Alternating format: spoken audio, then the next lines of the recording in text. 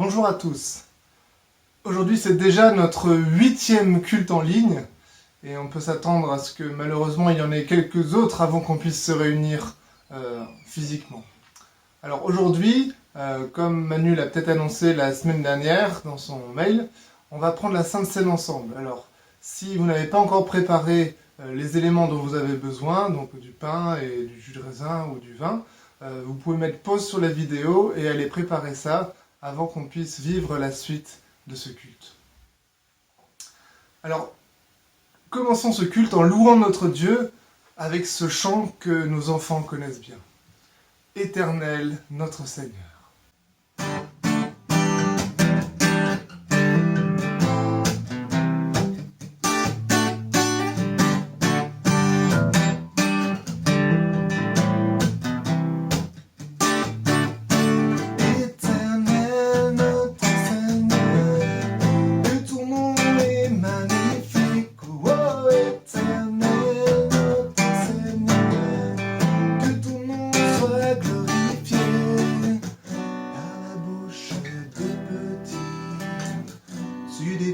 Ta majesté, tu confonds tes ennemis par ta force et ta bonté.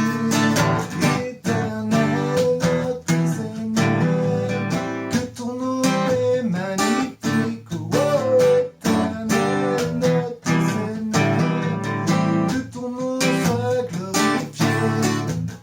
Quand je regarde le ciel, la beauté de l'univers, qu'est donc l'homme ô éternel, pour que tu le considères.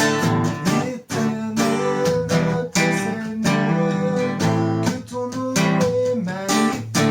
Oh, éternel, notre Seigneur, que ton nom soit glorifié, façonné à ton image, de ta gloire couronnée, tu nous donnes en héritage tout ce que tu as créé. Éternel, notre Seigneur, que ton nom est magnifique. Oh, éternel, notre Seigneur, que ton nom soit glorifié.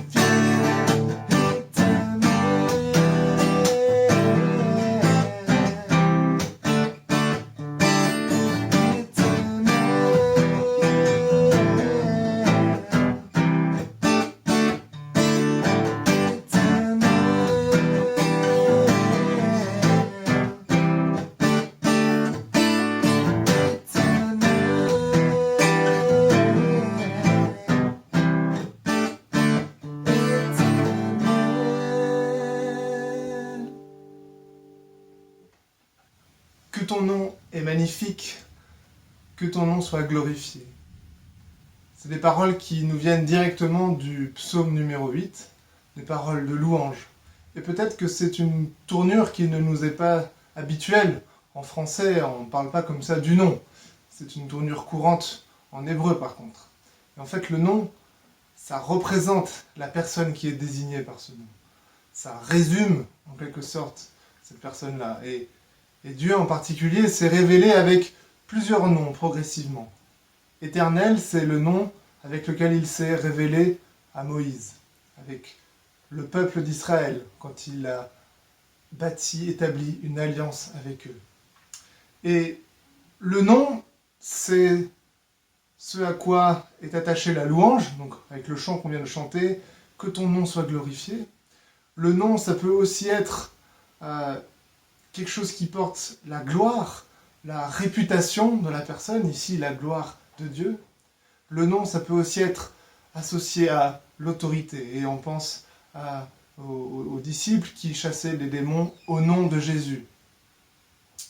Et dans la chanson qui suit, on aura encore cette notion du nom de Dieu, que la création s'incline à l'évocation du nom de Dieu. Ô Jésus mon Sauveur, Seigneur, nul n'est comme toi.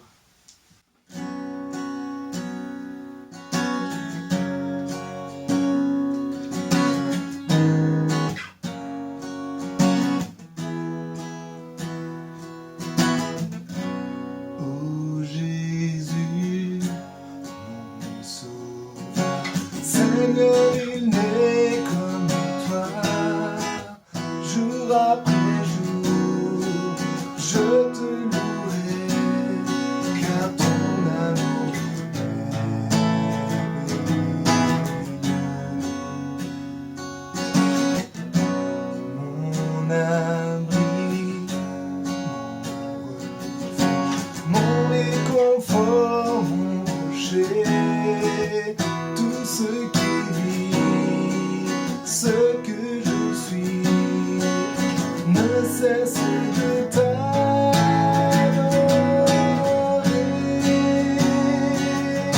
Chante au Seigneur, crie de joie terre entière. À Dieu la gloire, la puissance et l'honneur. Les monts s'inclinent et les flots rugissent à l'écho de ton nom. Je vois tes œuvres et mon cœur crie de joie. Je t'aimerai, je tiendrai par la foi. Rien ne pourrait t'égaler, tes promesses pour moi.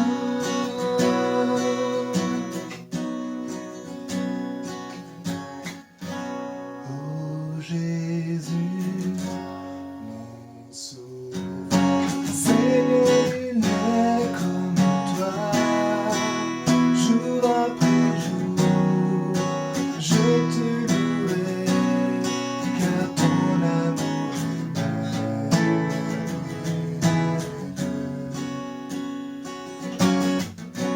mon refuge, mon réconfort, mon rocher, tout ce qui vit, ce que je suis, ne cesse de t'adorer.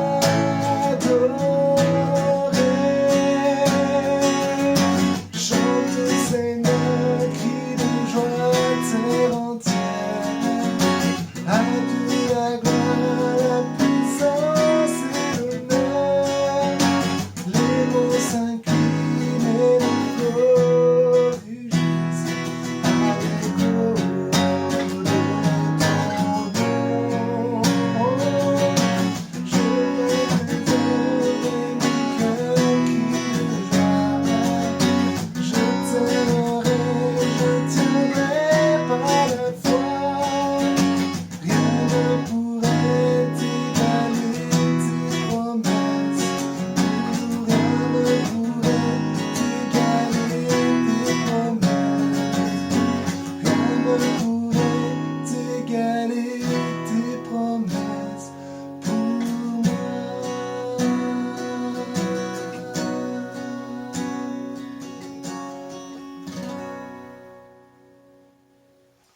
Nous allons maintenant vivre ensemble ce temps de Sainte Seine.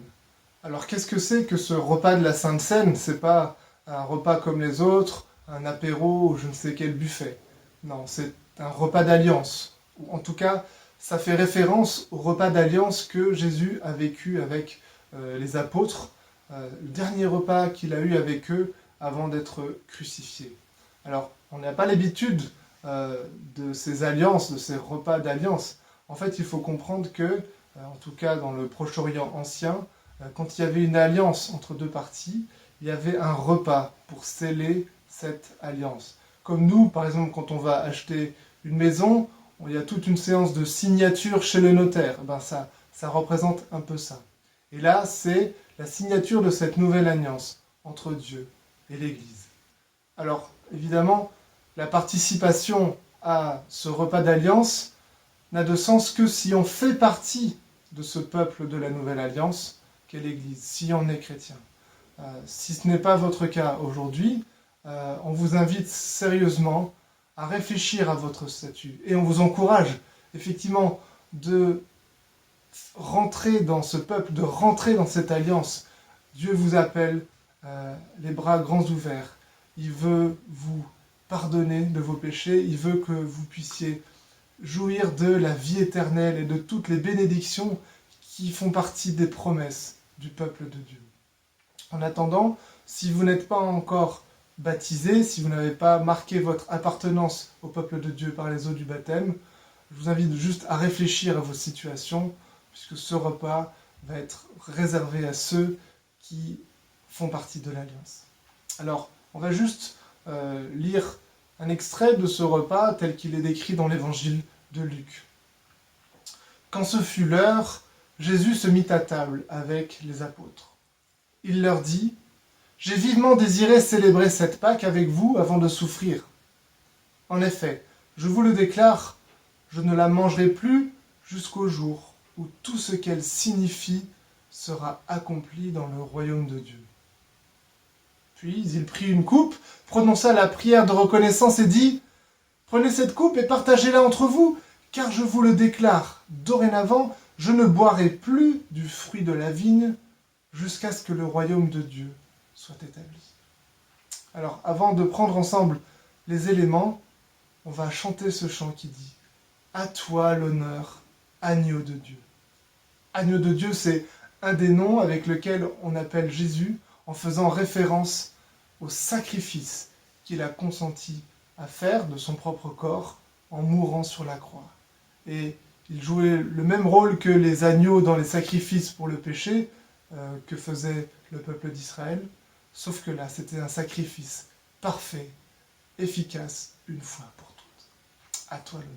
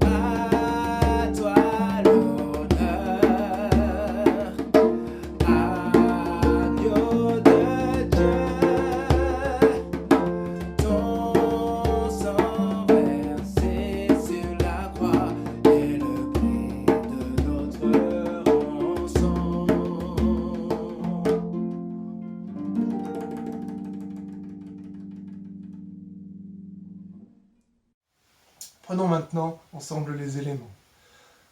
Ensuite, Jésus prit du pain, remercia Dieu, le partagea en morceaux qu'il leur donna en disant « Ceci est mon corps qui est donné pour vous.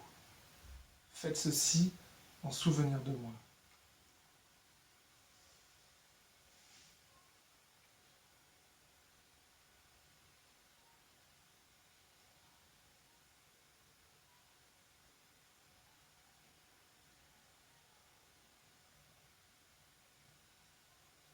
Après le repas, il fit de même pour la coupe, en disant « Ceci est la coupe de la nouvelle alliance conclue par mon sang, qui va être versé pour vous. »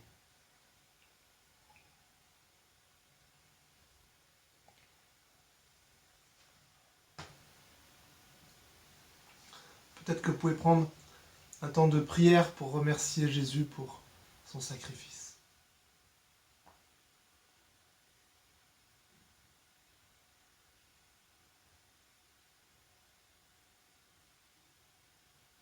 Merci Jésus parce que tu as été cet agneau parfait.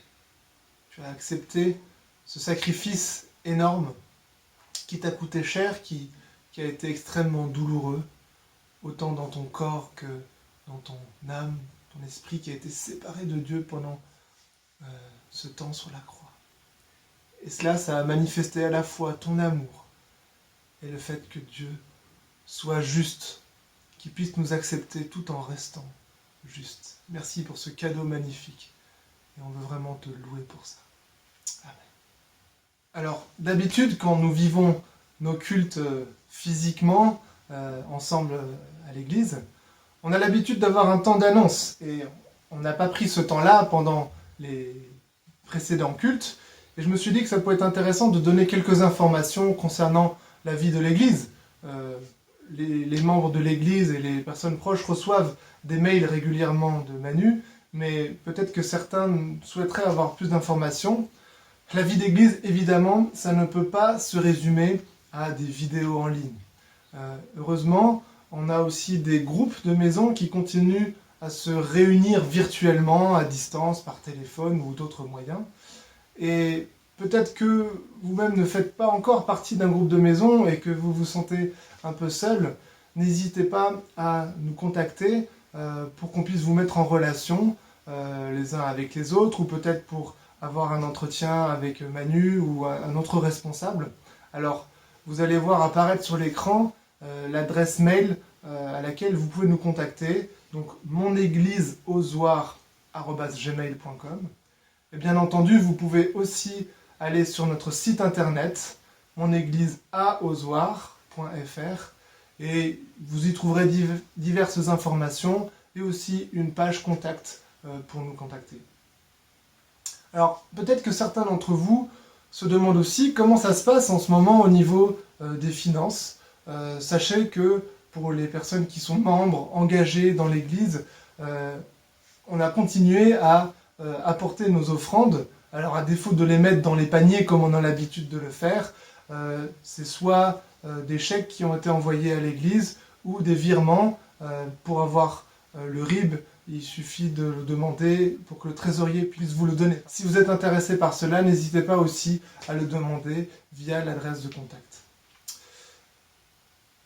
Voilà, donc avant de donner la parole à Manu maintenant pour le message, je vous invite à un temps de prière. Seigneur notre Dieu, merci parce que tu es vivant, merci parce que ton peuple est vivant, que l'alliance parfaite, cette nouvelle alliance que tu as conclue avec ton peuple, nous la vivons encore aujourd'hui, malgré les obstacles. Et Seigneur, nous voulons en prendre conscience en vivant ce culte aujourd'hui. Seigneur, nous voulons maintenant te demander d'ouvrir nos cœurs, nos oreilles, pour recevoir ce que tu as à nous dire, au travers du message que Manu a préparé pour nous. Seigneur, je veux te prier aussi particulièrement pour si des personnes qui regardent, qui participent à ce culte en ligne, se sentent seules, se posent des questions, que tu puisses leur porter assistance, que tu puisses te révéler à eux. Seigneur, qu'on puisse vivre aussi cette dimension de l'Église à distance. À toi la gloire, Seigneur. Amen. Bonjour à tous. Je sais que vous êtes beaucoup à nous regarder, que ce soit les personnes qui vont à l'église d'Ozoir et bien d'autres personnes qui sont proches d'Ozoir ou très loin en France ou ailleurs. Je suis content d'entendre plusieurs d'entre vous être encouragés par nos vidéos, que ce soit par ce temps de louange que nous vivons, mais aussi par le message. J'espère que vous allez bien, que vous vous portez bien. En tout cas, moi, Fanny et nos enfants, nous nous portons bien. Nous sommes encore très attristés par tant de personnes qui meurent chaque jour à cause du virus. Et nous prions et crions à Dieu que ce virus soit stoppé. Que notre Dieu vienne en aide à toutes ces familles endeuillées qui ont tant besoin de sa paix, de sa force et de sa consolation. Pour vous qui faites partie de l'église d'Ozoir, sachez que le conseil, les anciens et moi-même, nous pensons bien fort à vous. Vous nous manquez tous et nous sommes attristés par toutes ces personnes qui ont perdu des êtres chers. Nous prions pour vous et nous pensons aussi aux personnes qui sont malades, encore touchées par le virus. Que Dieu soit votre force et vous rétablisse totalement. Nous pensons à vous et j'ai hâte de vous revoir. Si vous avez besoin d'encouragement, de prière, sachez que je me tiens disponible. Nous pouvons nous appeler et prier ensemble et pouvoir nous exhorter, nous encourager au travers de la parole de Dieu. J'ai hâte en tout cas de voir plusieurs d'entre vous dans cette période de déconfinement bientôt. J'aurai la joie de pouvoir rendre visite à plusieurs d'entre vous. N'hésitez pas en tout cas à prendre contact avec moi. Je vais maintenant continuer notre série de messages qui a pour thème « Comment vivre en temps de crise ?» Vivre l'essentiel avec Dieu. L'essentiel que je vous ai proposé de vivre est de faire de l'encouragement un style de vie. Une des meilleures manières d'avoir un puissant impact d'encouragement dans la vie des autres, c'est de développer une bonne attitude, n'est-ce pas? Et la meilleure manière d'atteindre cet objectif est d'avoir une attitude qui reflète les fruits de l'Esprit de Dieu. Dans les précédentes vidéos, nous avons vu les 6 premiers fruits. Je vous invite maintenant à nous pencher sur les 3 derniers. Je rappelle les fruits de l'Esprit dans la Bible en Galates chapitre 5, versets 22 et 23. Le fruit de l'Esprit, c'est l'amour, la joie, la paix, la patience, l'amabilité, la bonté, la fidélité, la douceur et la maîtrise de soi. 7e fruit, la fidélité. Si nous manquons tout le temps à nos engagements, si nous ne prenons pas nos responsabilités dans toutes nos relations, nous aurons très peu d'impact dans la vie des autres et nos encouragements sonneront creux. Il y a des années, Albert M.C. McKean, jeune chrétien de 24 ans, nouveau converti, remplissait chaque soir sa camionnette avec des amis pour les conduire à des réunions d'évangélisation dans sa ville. Son nom vous est sans doute inconnu, mais celui d'un de ses passagers vous est certainement familier. Un jeune homme qui s'est converti à Christ cette semaine-là, Billy Graham, l'un des évangélistes qui a eu le plus d'impact dans le monde. On rapporte que Billy Graham a organisé près de 400 croisades dans 185 pays et territoires à travers 6 continents, atteignant 250 millions de personnes. Il a ainsi prêché l'évangile à plus de personnes que quiconque dans l'histoire du christianisme. Selon son association, plus de 3 millions de personnes ont répondu à ses invitations d'accepter Jésus-Christ comme leur sauveur personnel. Il est l'auteur de 33 livres et il a été le conseiller de 12 présidents américains. Impressionnant son influence. Mes amis, écoutez bien. Tout a commencé par la fidélité d'une personne pour qu'il y ait eu autant d'impact dans le monde. Cela s'est poursuivi avec la fidélité de Billy Graham, dont l'impact continue encore aujourd'hui parce qu'en fait, ce n'était pas l'œuvre d'Albert ni de Billy, mais l'œuvre de Dieu lui-même. C'est un grand encouragement pour nous, n'est-ce pas? Si nous voulons avoir un fort impact dans la vie des gens, nous devons être fidèles envers Dieu et aussi envers les autres. Mes amis, Dieu veut notre fidélité pour nous utiliser puissamment. Prenons le temps de comprendre ce qu'est la fidélité. Qu'est-ce que la fidélité? Dans l'Ancien Testament, le mot utilisé pour fidélité signifie tenir solidement, être solide, être digne de confiance. Dans le Nouveau Testament, le mot utilisé pour fidélité signifie foi, fidélité, croyant, fidèle. La fidélité est très importante pour Dieu. Dans le Nouveau Testament, on trouve 66 fois ce mot. Dieu est lui-même fidèle. La Bible dit, dans Hébreux chapitre 10, verset 23, « Dieu a fait des promesses et il est fidèle. » Dans le psaume 86, verset 15, « Tu es un Dieu qui est riche en amour et en fidélité. » Et dans Lamentation 3, verset 23, « Oui, ta fidélité est grande. » La parole de Dieu est claire. Dieu est parfaitement et immensément fidèle. Il tient toujours ses promesses. Il garde toujours son alliance. Il fait toujours ce qu'il dit qu'il fera. Il est fidèle dans son amour pour nous, sa protection, son aide, son pardon, sa grâce. Dieu est fidèle.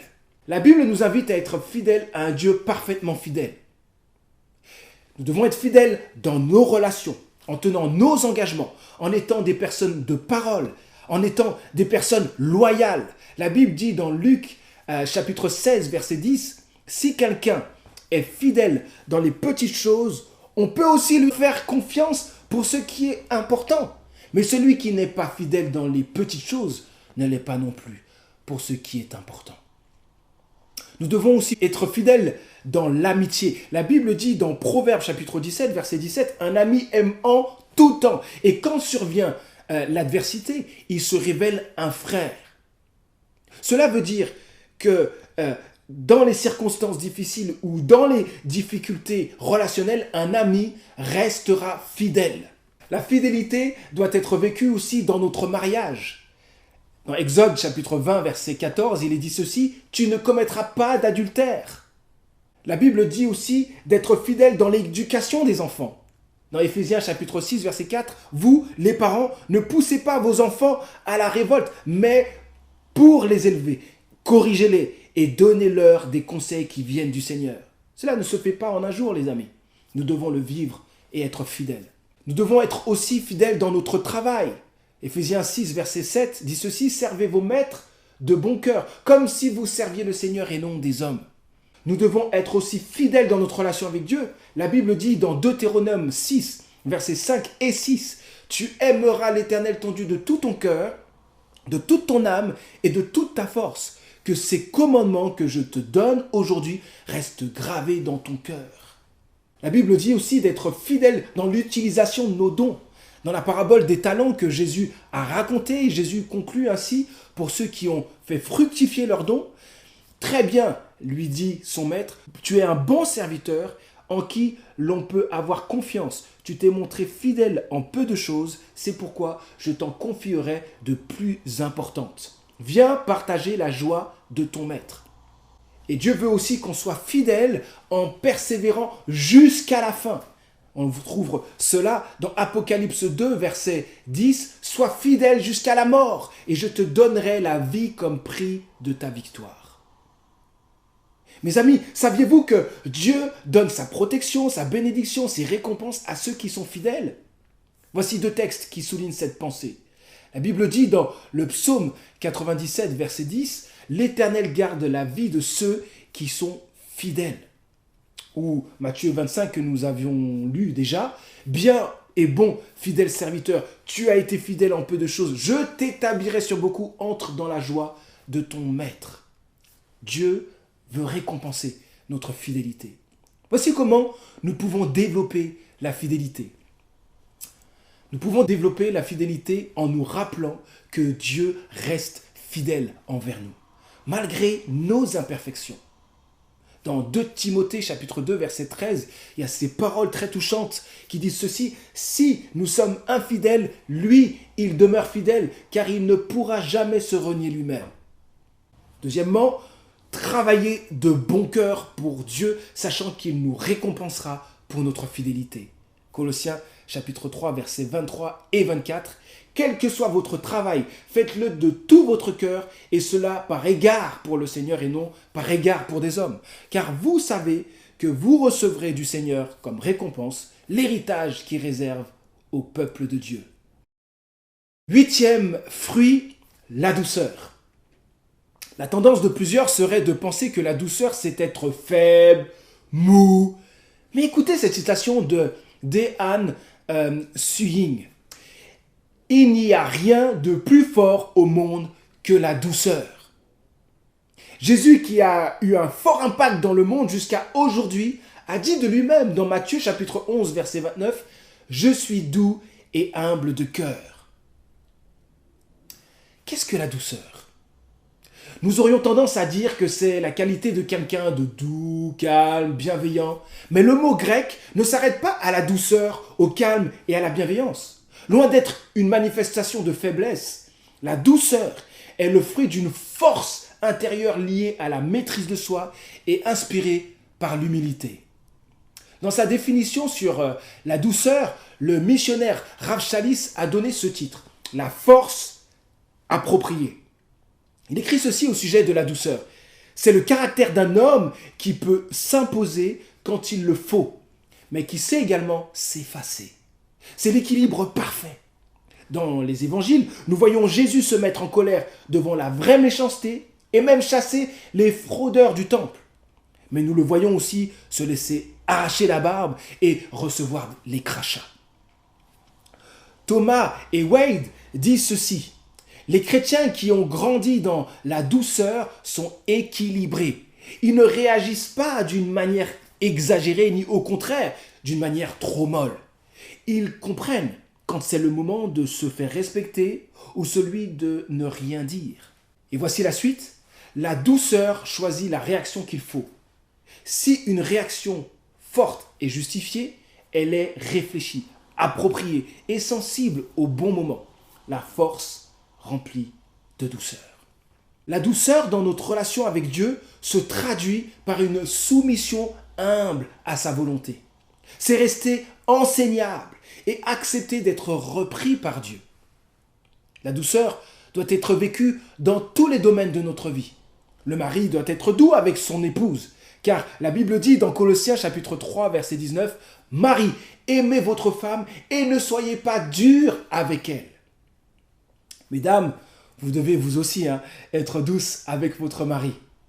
Un autre point, les femmes doivent être douces, car la Bible dit dans 1 Pierre chapitre 3 verset 4, « Recherchez non pas la beauté que donne la parure extérieure, cheveux habilement tressés, bijoux en or, toilette élégante, mais celle qui émane de l'être intérieur, la beauté impérissable d'un esprit doux et paisible à laquelle Dieu attache un grand prix. » Vous avez vu, il est dit que Dieu attache un grand prix à la beauté impérissable d'un esprit doux et paisible.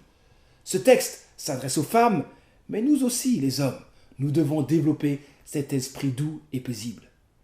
Parlons des responsables. Les responsables d'église doivent eux aussi exercer la douceur. L'apôtre Paul a lui-même exercé son ministère ainsi dans 1 Thessaloniciens 2, je vais lire les versets 6 à 7. Il dit ceci, « Nous n'avons pas cherché la gloire qui vient des hommes, ni auprès de vous, ni auprès des autres. Et pourtant, comme apôtres de Christ, nous aurions pu nous imposer, mais nous avons été pleins de douceur au milieu de vous, comme une mère prend soin de ses enfants. » Un autre point, si on demande des explications pour justifier notre espérance, nous devons être prêts à répondre avec douceur. Certains ont tendance à vouloir gagner la bataille quand ils sont en train de témoigner de leur foi, et en fait, la Bible va dans un autre sens. Elle nous invite à répondre avec douceur, à parler avec douceur, à témoigner avec douceur. Voici ce que la Bible dit dans 1 Pierre chapitre 3 versets 15 et 16. Quand on vous demande pourquoi vous espérez, soyez toujours prêts à donner des explications, mais faites-le avec douceur et respect, avec une conscience pure. Un autre point, quand nous éduquons nos enfants, nous devons aussi le faire avec douceur, même si parfois ça peut être difficile de se maîtriser. Je pense que les parents peuvent bien me comprendre.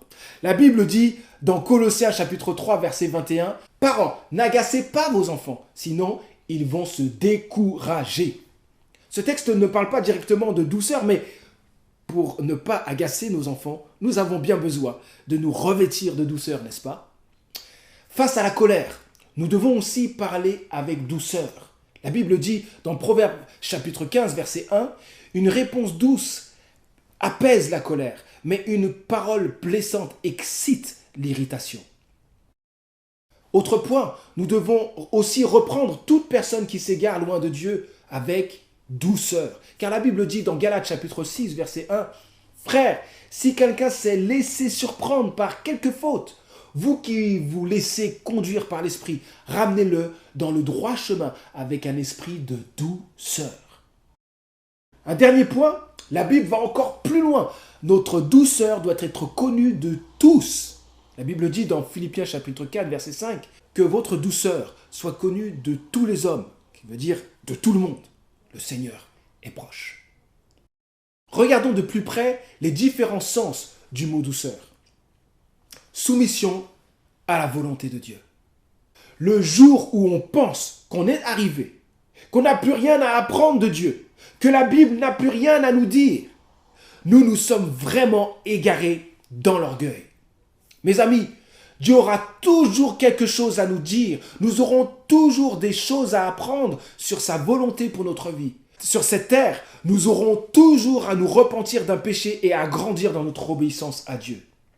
Restez un éternel apprenti. Cherchez à toujours en savoir plus sur Dieu et sa volonté et nous laisser reprendre par sa parole sont une preuve de maturité.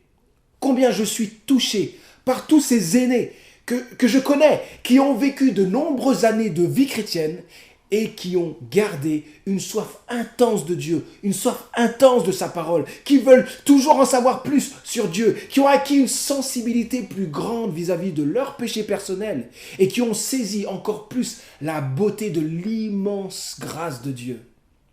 Mes amis, veillons sur notre rapport à la Bible, que nous soyons des éternels apprentis qui grandissent dans leur amour pour Dieu, leur soif de sa parole et de sa présence et leur désir de lui plaire. Un autre aspect de la douceur, l'humilité. L'écrivain C.S. Lewis fait une brillante observation sur l'humilité selon l'Évangile. Dans les fondements du christianisme, tout à la fin de son chapitre sur l'orgueil, si nous venions à rencontrer une personne véritablement humble, dit Lewis, jamais nous ne repartirions en pensant qu'elle était humble. Elle ne nous raconterait pas constamment qu'elle n'est personne, car une personne qui ne cesse de dire qu'elle n'est personne est en fait quelqu'un d'obsédé par lui-même.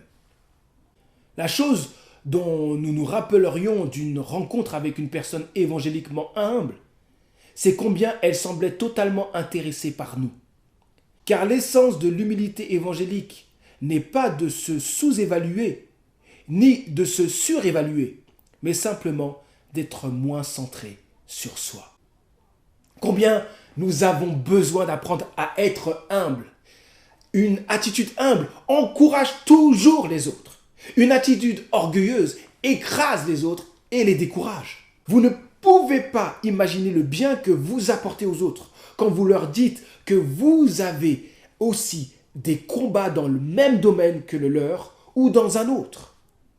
Nous n'avons pas besoin d'exposer toutes nos faiblesses, tous nos péchés à ceux que nous encourageons. Mais nous devons nous mettre au même niveau qu'eux. Agir ainsi encourage beaucoup. Mais regarder de haut, comme si nous avions tout réussi dans la vie, n'encourage jamais les autres. Un autre aspect de la douceur, maîtriser nos réactions. Apprenons à maîtriser nos réactions face aux oppositions, aux désaccords, aux critiques, aux réprimandes et aux colères des autres. Ne soyons pas impulsifs et toujours sur la défensive. Ça n'arrangera rien du tout. Maîtriser nos réactions et nos émotions face à une relation difficile, c'est savoir se taire, dire les choses calmement, parler avec tact pour se comprendre et pour vivre dans la paix. Plus nous savons nous maîtriser dans nos réactions, plus nous montrons de la maturité dans nos émotions et une stabilité dans notre identité. Je me souviens avoir parlé avec une personne qui n'arrêtait pas de me contredire. À force, je lui en ai parlé. Elle m'a confessé que ce problème venait d'un besoin de se valoriser et d'exister dans les relations. Très souvent, nous avons envie d'accuser les autres pour notre manque de maîtrise de nos émotions, de nos réactions. Mais attention, même si une relation difficile nous a provoqué, dérangé, blessé, nous avons encore la possibilité et la responsabilité d'agir de la bonne manière, en étant doux. Le problème caché en nous, qui ne nous aide pas à garder notre sang-froid et à être doux, nous devons l'admettre, c'est notre orgueil. J'aime ce que le pasteur Tim Keller dit à propos des mauvais sentiments que nous pouvons avoir quand nous sommes blessés. Je cite, « Les gens disent parfois qu'ils sont blessés dans leurs sentiments. Mais ce n'est pas dans nos sentiments que nous sommes blessés. C'est notre ego qui est blessé. Dans la perception que nous avons de nous-mêmes, dans notre identité, nos sentiments se portent à merveille. C'est mon ego qui va mal. » Voici comment nous pouvons progresser dans la douceur. Savoir qui je suis en Christ. Voici ce que Tim Keller propose de nous dire à nous-mêmes. Je ne me soucie pas de ce que vous pensez et je ne me soucie même pas de ce que je pense. Seul ce que le Seigneur pense importe. Cela veut dire que mon identité ne dépend pas des autres, ni même de mes forces ou faiblesses, mais de Dieu lui-même, de ce que Dieu dit de moi. Combien nous avons besoin de nous rappeler qui nous sommes en Christ. Nous sommes choisis, aimés de Dieu et ses enfants. La liste serait longue si je devais dire tout ce que nous sommes en Christ. Rien de ce que nous sommes en Jésus-Christ n'est mérité. C'est par sa mort et sa résurrection que nous pouvons nous réjouir de qui nous sommes en lui. Savoir qui nous sommes en Christ nous aidera dans les relations difficiles, à ne pas chercher à exister, à se valoriser, à gagner une bataille ou à avoir le dernier mot. Je vous encourage à prendre du temps pour regarder qui vous êtes en Christ et à vous en réjouir. Et dernier point, demandez à Dieu la sagesse d'en haut qui est en premier lieu pure. De plus, elle aime la paix, elle est modérée et conciliante, plein de bonté. Elle produit beaucoup de bons fruits. Elle est sans parti pris et sans hypocrisie. Nous avons tant besoin de la sagesse de Dieu pour vivre dans la douceur. 9e et dernier fruit, la maîtrise de soi. C'est fort de finir avec la maîtrise de soi d'une certaine manière. La maîtrise de soi est présente dans certains fruits, surtout dans la patience et la douceur. Dans un article sur la maîtrise de soi, Todd Cartmel, psychologue pour enfants et auteur de livres sur l'art d'être parent, a donné l'exemple d'un homme qui se retrouve seul à la maison pour la soirée et qui avait prévu de rattraper un peu de retard dans son travail. Mais il découvre par hasard que son film préféré passe justement ce soir-là à la télévision. 96% des hommes choisiront non seulement de regarder le film, mais commanderont en plus une pizza à l'occasion. Enfin, pour moi, je commanderais plutôt un bon poulet, pour ceux qui me connaissent. Et les 4% qui restent, ils regarderont quoi? Du sport. Voici ensuite ce que nous dit Todd. Si vous pensez faire mieux, prenez le temps de réfléchir aux autres situations de la vie courante qui exigent également de la maîtrise de soi. Faire régulièrement de l'exercice physique, gérer le temps passé sur les appareils électroniques, smartphones, ordinateurs, etc. Consacrer du temps à la parole de Dieu, donc la Bible, et à la prière, garder son sang-froid, ou simplement ne pas s'écarter de son budget. Fin de citation. L'auteur souligne ici que très peu de personnes savent se maîtriser. C'est un constat pas facile à entendre, mais c'est la vérité. Qu'est-ce que la maîtrise de soi? Ce dernier fruit évoque la solidité intérieure de celui qui ne se laisse pas guider par ses émotions, mais par ce qu'il considère comme juste. C'est maîtriser nos pensées, nos paroles, nos actes, nos sentiments, nos appétits, nos passions, nos réactions, quelles que soient les circonstances. Nous devons tout faire pour vivre non pas en fonction de nos émotions, mais en fonction de nos convictions.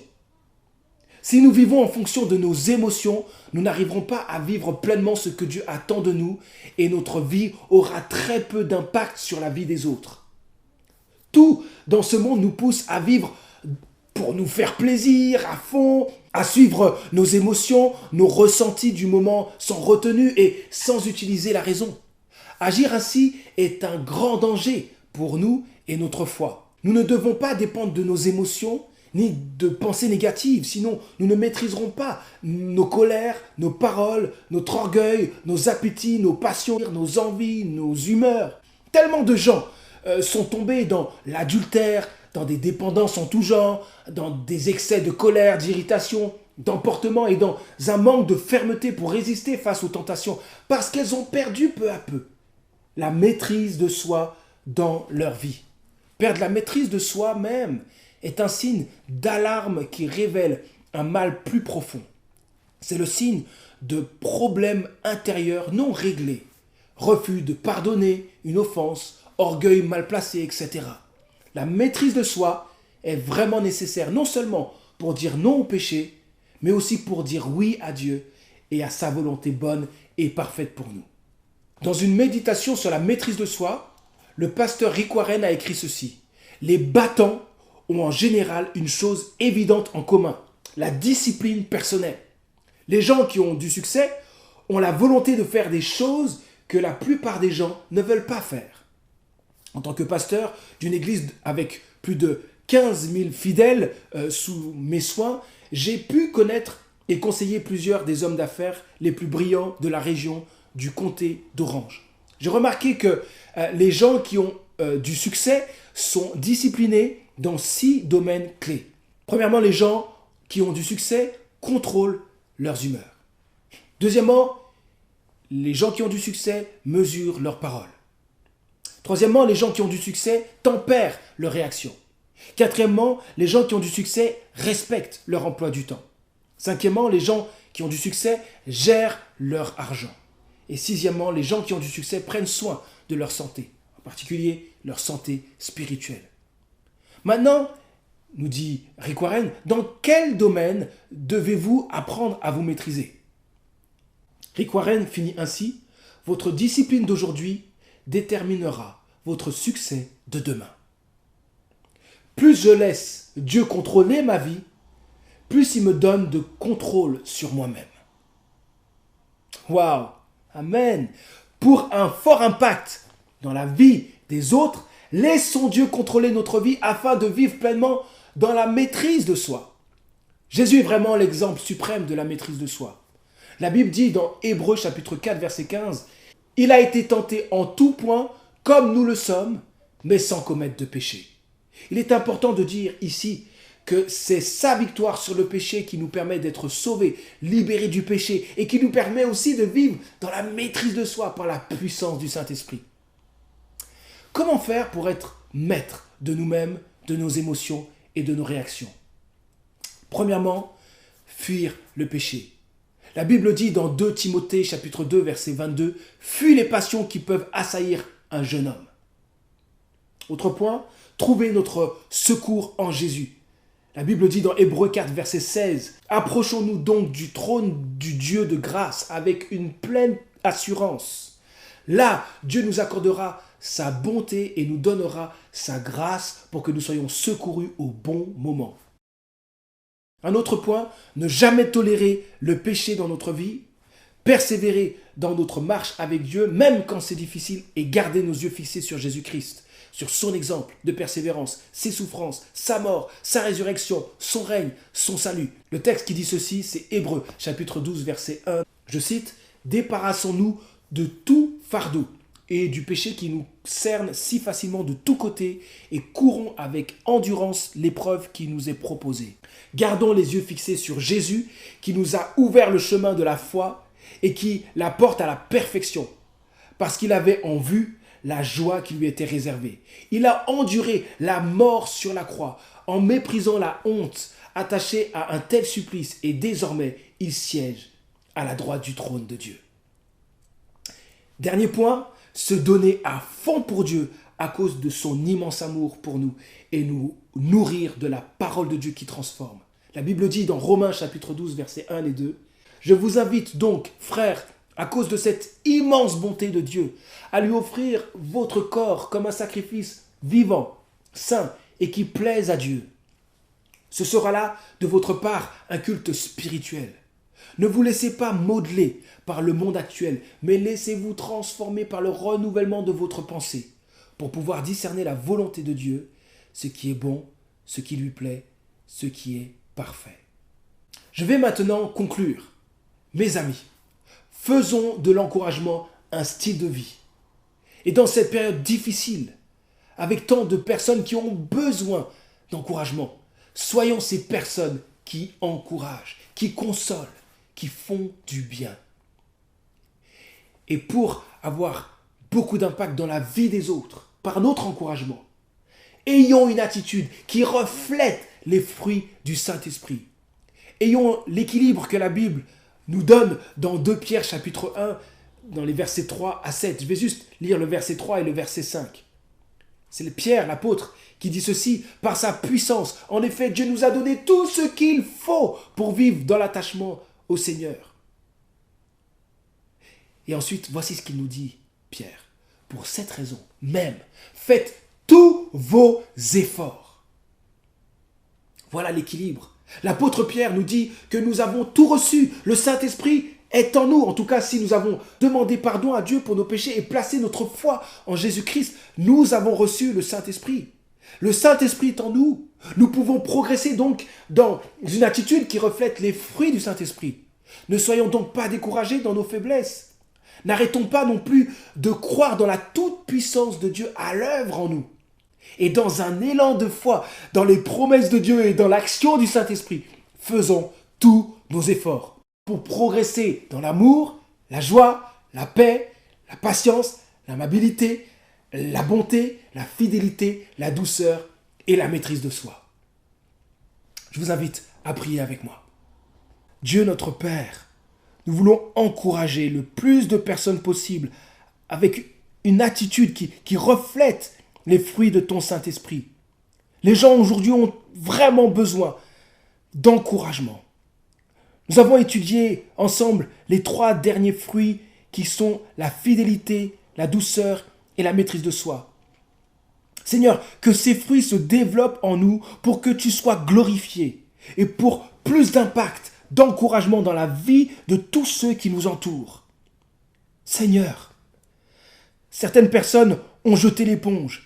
Elles ne croient plus que ce soit possible de porter du fruit pour toi à cause des péchés dans lesquels elles tombent si souvent. D'autres personnes persévèrent, mais au fond de leur cœur, elles sont découragées. Seigneur, je te demande pour chacun de nous de renouveler notre confiance en toi et en ta toute-puissance. Que tu nous aides à vivre dans la foi, par la foi, à croire dans ta toute-puissance et que tu vas agir en nous puissamment. Dans cet élan de foi, aide-nous à faire tous nos efforts pour porter plus de fruits pour toi. Les fruits que nous voulons porter ne sont pas les nôtres, mais ceux du Saint-Esprit. Alors Seigneur, aide-nous, agis en nous, transforme-nous, fais-nous porter encore plus de fruits pour la gloire de ton nom, l'encouragement d'une multitude de personnes et pour notre bonheur, notre joie en toi. Nous t'aimons notre Dieu. Amen. Mes amis, soyons remplis du Saint-Esprit et portons toujours plus de fruits pour encourager le maximum de personnes. Soyez bénis. On va finir ce culte avec un chant qui nous parle de la fidélité de Dieu. En ces temps troublés, on peut se sentir faillir, se sentir faible, avoir l'impression d'être tout en bas, que ce soit au niveau de la santé, que ce soit notre morale, que ce soit même financièrement. Et c'est important dans ces moments-là qu'on sache regarder à Dieu, se souvenir que lui, il est fidèle. Ce chant qu'on va chanter m'a fortement encouragé ces derniers temps et qu'on puisse vraiment regarder à Dieu pour faire appel à lui, même dans la détresse.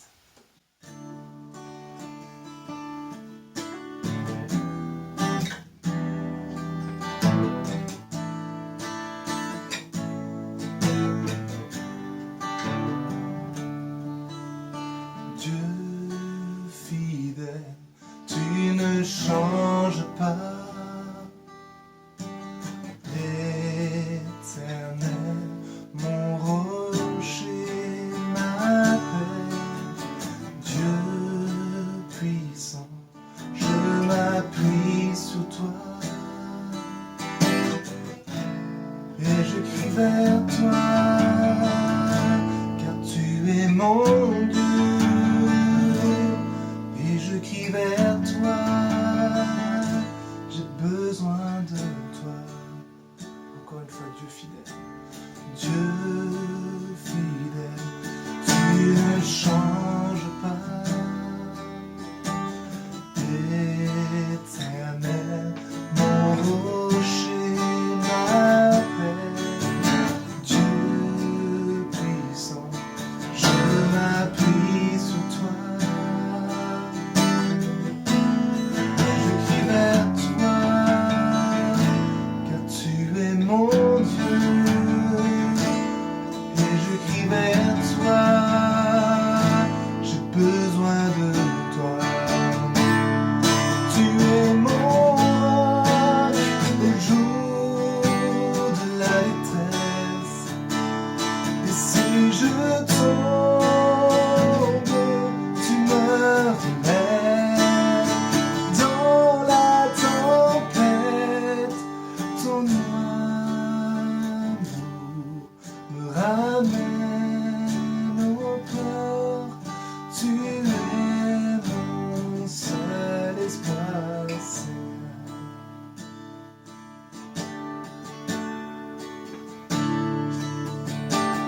Dieu fidèle, tu ne changes pas. Éternel, mon rocher, ma paix. Dieu puissant, je m'appuie sur toi.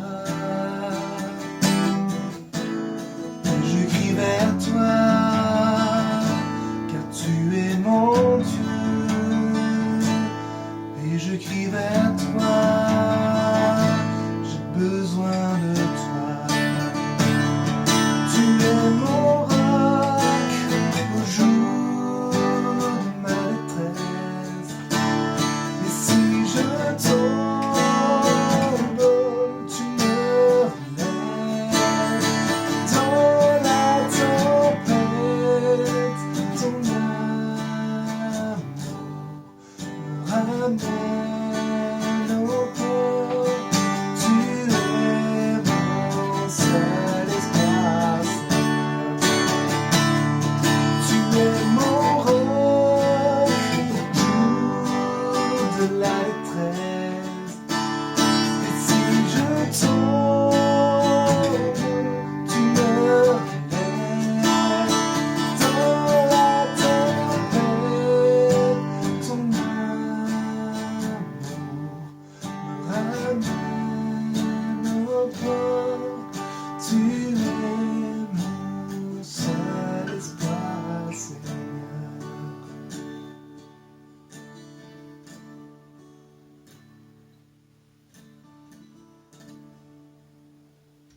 Bon dimanche à chacun, bonne semaine. Et vraiment, si vous avez besoin de contacter quelqu'un à l'église, n'oubliez pas l'adresse qui va être encore affichée sur l'écran pour pouvoir nous contacter. Ne restez pas seul. Soyez bénis.